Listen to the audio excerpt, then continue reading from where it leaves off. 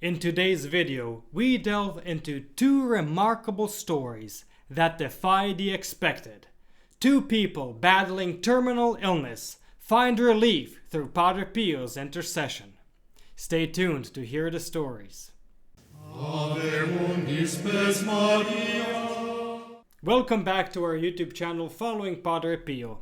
If you're new to our channel, Padre Pio was a Capuchin friar, mystic, and miracle worker whose intercession is still very powerful and active today. We publish videos and shorts 5 days a week, so follow us to find out more about the life of this fascinating saint, and you will be amazed at what Padre Pio can do for you, a family member, or a friend. And now to our story. Our first story today is sourced from the book Padre Pio, The Definitive History by Bernard Ruffin. Within its pages, we find a remarkable testimony from Luigi Antonelli, a renowned Italian playwright diagnosed with cancer.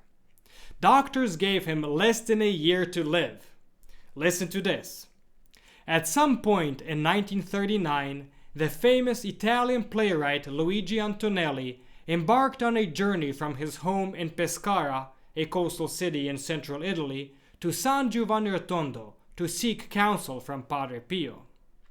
After attending Padre Pio's Mass, he proceeded to confession. The 62-year-old writer told Padre Pio that he had cancer in his head and neck. He explained that his doctor recommended surgery, but even if the operation was successful, he wouldn't live more than 6 months. However, without surgery, he faced a mere 3 months.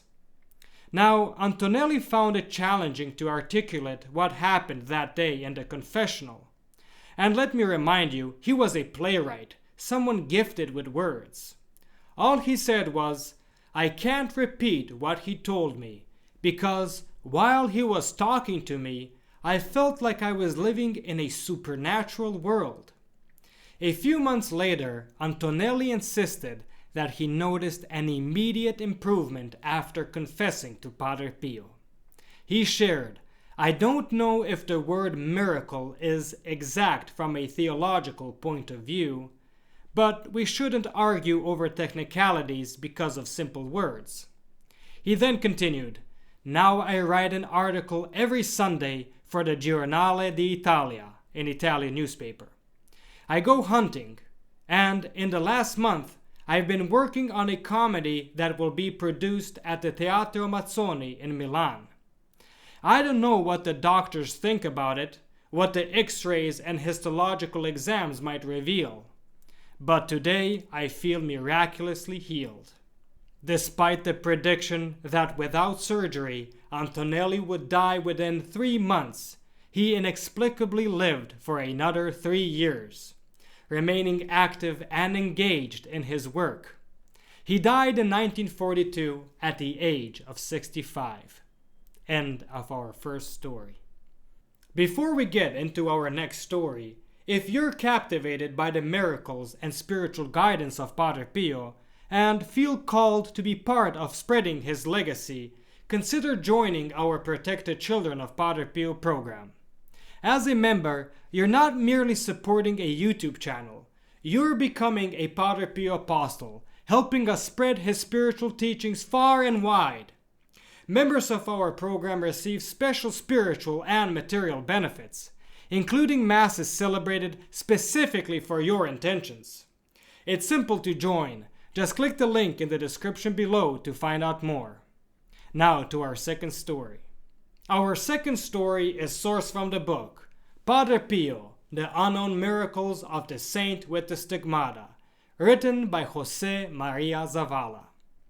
In his book, Zavala shares an extraordinary account by Dr. Francesco Fontana, a notary from Florence, who recalls an anecdote about a miraculous healing of a 20-year-old woman.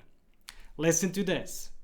During one of Dr. Fontana's visits to San Giovanni Rotondo, he spoke to Dr. Sanguinetti, a spiritual son of Padre Pio, who shared that he had come to seek Padre Pio's guidance on whether to perform an operation in Rome or Bari, a coastal city south of San Giovanni Rotondo. Dr. Sanguinetti had a very sick young patient, a 20-year-old woman who was suffering from some severe brain disease and had suddenly stopped responding to her medication. For this reason, urgent surgery was necessary for her to survive.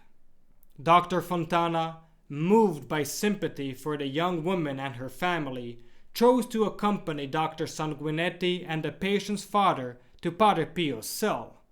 However, upon entering, they received no comforting words. After presenting the case to Padre Pio, his response was, "I don't have inspirations." As you can imagine, upon hearing these words, the sick woman's father began to cry. Visibly moved, Padre Pio energetically sat up and told the man, "Don't cry, take her to Bari." He then whispered, "And let's hope that before arriving there..." But he didn't finish his sentence. They bid their farewells, praying for the best. The patient was transported to Bari in an ambulance. However, the journey was dramatic because of the young woman's intense headaches and high fever. Yet, before reaching Bari, while they were still in the ambulance, the woman suddenly stopped complaining and appeared to be quite well. She even asked if she could get out of bed, claiming that she felt fine. The doctor insisted she remain laying down, suspecting the poor woman was delirious. But she continued to insist that she felt fine now. So the doctor checked her temperature again and was surprised to notice it had indeed returned to normal.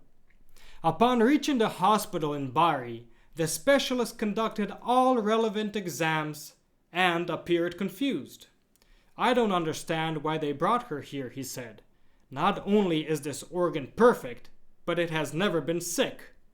The young woman was miraculously cured. The next day, Doctors Sanguinetti and Fontana shared the incident with Padre Pio, joking about getting in trouble with the Bari doctor. Padre Pio enjoyed the tale, exclaiming with a big smile, "Let's give thanks to the Lord, let's give thanks to the Lord." End of our story. Thank you for listening. Please do like and share this video to help our channel grow. And please give our channel a boost by continuing to watch another video. This will help with the YouTube algorithm. I have recommended some videos especially chosen for you on the end screen. Or just click on one of the links in the description below for a full selection of great Padre Pio stories, or our playlist of Padre Pio Thoughts for the Day. And don't forget to enroll your Mass intentions for next Friday's Padre Pio Holy Mass. You'll find the link in the description below. And stay tuned for the next video on the life of Padre Pio.